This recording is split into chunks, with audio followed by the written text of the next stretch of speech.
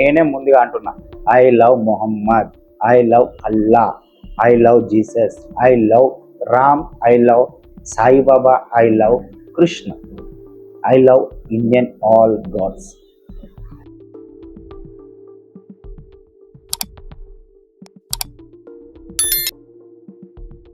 I love Mohammed. మీరు కూడా వినే ఉంటారు కదా, ఈ రీల్స్లో స్క్రోల్ చేస్తూ ఉంటే I love Mohammed, I love Mohammed అని హ్యాష్ ట్యాగ్ చాలా ఈ మధ్య ఈ 3-4 రోజుల నుంచి కొన్ని లక్షలు కాదు, కొన్ని నాకు తెలిసి కొన్ని కోట్ల వీడియోలు ఐ లవ్ మొహమ్మద్ మీద వస్తున్నాయి. సో ఇది అసలు ఎందుకు వస్తుంది, అసలు అక్కడ జరిగింది ఏంటిది, మన దాకా వస్తుంది ఏంటిది అన్నది రియాలిటీ కోసం ఈ వీడియో. సో ఒక జాగలగా ఫ్రెండ్స్, ఒక ఇష్యూ జరుగుతుంది ఒక వేరే బేస్ మీద, అదంతా కాక్టైల్ బేస్ ఉంటుంది, అది ఒక వేరే బేస్ మీద ఇష్యూ జరుగుతుంది.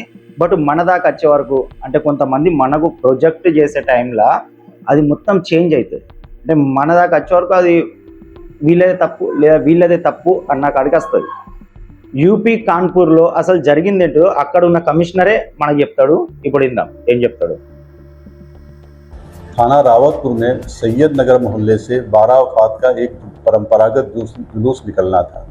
मोहल्ले के कुछ लोगों द्वारा परंपरागत स्थान से अलग स्थान पर हट करके एक टेंट लगा दिया तथा उस पर आई लव मोहम्मद का एक बैनर लगा दिया गया, जिसका एक पक्ष के द्वारा विरोध किया गया था।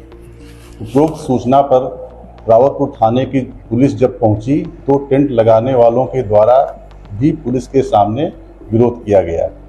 बाद में दोनों पक्षों की सहमति से टेंट व आई लव मोहम्मद का बैनर परंपरागत स्थान पर लगवा दिया गया था। उल्लेखनीय है कि आई लव मोहम्मद के लिखने या बैनर लगाने पर कोई FIR नहीं की गई है, बल्कि परंपरागत स्थान से अलग हटकर नए स्थान पर बैनर लगाने तथा जुलूस निकालने के दौरान इस पक्ष के द्वारा दूसरे पक्ष का बैनर फाड़ने पर हुई है। अनुरोध है कि इस संबंध में कोई भ्रांति न फैलाइए। సో అక్కడ జరిగింది అండ్ కమిషనర్ చెప్తుంది ఏంటంటే, కాన్పూర్లో ఎవరిదైతే ముస్లిమ్స్ ఒక పండుగ, సో అది పండుగ ఐ థింక్ నేనైతే ఫెస్టివల్ పండుగనే అంట. సో వాళ్ళేమో అంటారు. సో ఆ పండుగ వచ్చేసి స్టేజ్ మండపం ఏదైతే వేసిల్లో మండపము, అది యాక్చువల్లీ ఇంతకు మొదలు ఇన్ని సంవత్సరాలు అది ఆడ వేసేటోళ్ళు కాదు. సో ఇప్పుడు ఈ సంవత్సరం కొత్తగా ఆడ వేసిళ్ళు. సో అది కూడా ఎవరికి ప్రాబ్లం లేదు. అండ్ అక్కడ సైన్ బోర్డ్ ఎవరైతే ఇట్లా 10 మంది పట్టుకొని ఇట్లా లేరు, ఐ లవ్ మొహమ్మద్ అని బ్యానర్ పట్టుకొని వాళ్ళు లేరు, అదొక సైన్ బోర్డు పెట్టిళ్ళు. అది కూడా ఈ సంవత్సరం కొత్తగా సైన్ బోర్డు పెట్టిళ్ళు. సో ఇది కూడా పెద్ద ప్రాబ్లం లేదు. కానీ ఆ సైన్ బోర్డు పెట్టిన జాగాల చుట్టుపక్కల హిందువుల కొన్ని బ్యానర్స్, ఫోటోలే కానీ బ్యానర్సే కానీ హిందువులకు సంబంధించి అది చింపేసిళ్ళు. సో అట్లా చింపుట్లా సో అక్కడికి పోలీసు వాళ్ళు చేరుకున్నారు. పోలీసు వాళ్ళు చేరుకున్న వరకు 10 మంది 15 మంది 20 మంది పోలీసు వాళ్ళకి రివర్స్ అయ్యాడ. అంటే వాయిస్ రేజ్ చేయడం కానీ కొంచెం ఆడ ఇష్యూ అనేది కొంచెం గరమైంది. సో చాలా అంటే అది కంట్రోల్ కాకుండా అయింది. సో అందుకొరకే ఎవరో అయితే రెచ్చిపోయి కొంతమంది మాట్లాడిళ్ళు. సో వాళ్ళని అరెస్ట్ చేసిళ్ళు, జస్ట్ అరెస్టే చేసిళ్ళు. అండ్ కమిషనరే చెప్తుండు మనకు, మేము అక్కడ బ్యానర్ పట్టుకోవడానికి కానీ ఆ ఐ లవ్ మొహమ్మద్ అన్న సైన్ బోర్డ్కే కానీ మేము FIR కూడా చెయ్యలేదు, దానికి సంబంధించి అరెస్ట్ చేయలేదు అని చెప్తుళ్ళు. కానీ మనకు ప్రొజెక్ట్ అయ్యేది మేము 10 మందిని 15 మంది 20 మందిని ఐ లవ్ మొహమ్మద్ అని బ్యానర్ పట్టుకునే వారికే మమ్మల్ని అరెస్ట్ చేసిళ్ళు అని అక్కడికి వెళ్ళి వినబడుతుంది. సో వాస్తవం ఏంటిది అనేది తెలుసుకోండి. నేను ఇక్కడ హిందూ ముస్లిం అంటే నేనే ముందుగా అంటున్నా, I love Mohammed, I love Allah, I love Jesus, I love Ram, I love Saibaba, I love Krishna, I love Indian all gods. So నేనే అంటున్నా మళ్ళీ అంటున్నా ఐ లవ్ మొహమ్మద్. సో అక్కడ జరిగింది ఏదో వేరే ఉంటుంది. కొంతమంది తెలుగు ఈ హిందీని డబ్బింగ్ చేసే వాళ్ళు తెలుగు వాళ్ళు కొంతమంది ఉంటారు. వాళ్ళైతే ఇక దాన్ని మొత్తం ఒక గబ్బెలేపి వాడేస్తారు. రియల్ చెప్పాలంటే అది మొత్తానికి ముస్లింకు పాజిటివ్ అండ్ హిందువులకు నెగిటివ్గా వాడేస్తారు. అక్కడ జరిగింది అది కాదు నాన్న. అండ్ ఇప్పుడు ఇంకొంతమంది మీకు వినిపిస్తా చూడండి. సో అతని యొక్క ఫోటోనైతే బ్లర్ చేసేస్తా, మనకు అవసరం లేదు. సో వినండి. टकला अच्छा काम करा भाई, कुछ भी करा, अरेस्ट कराया, कुछ भी कराया, नबी का नाम लिखे, आई लव मोहम्मद लिखे तो अरेस्ट कराया, लेकिन पूरे मुसलमानों को जगा दिया। माशाल्लाह, पूरे आशिके रसूल पूरे जाग उठे। तू कुछ भी कर ले, तेरे टकले पे बाल नहीं आते रे।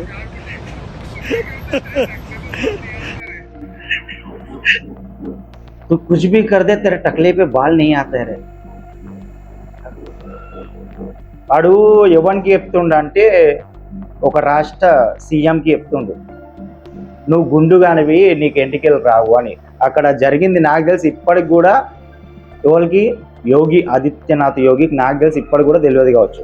ఒకసారి తెలిసినా కూడా అది పర్ఫెక్ట్ తెలియదు కావచ్చు. ఇక తెలిసినా కూడా ఇది జరిగింది అని చెప్పినా ఓకే, నువ్వు అక్కడ వాళ్ళు రెచ్చగొట్టినట్టు మాట్లాడి నువ్వు వాళ్ళని అరెస్ట్ చేసినావు ఓకే.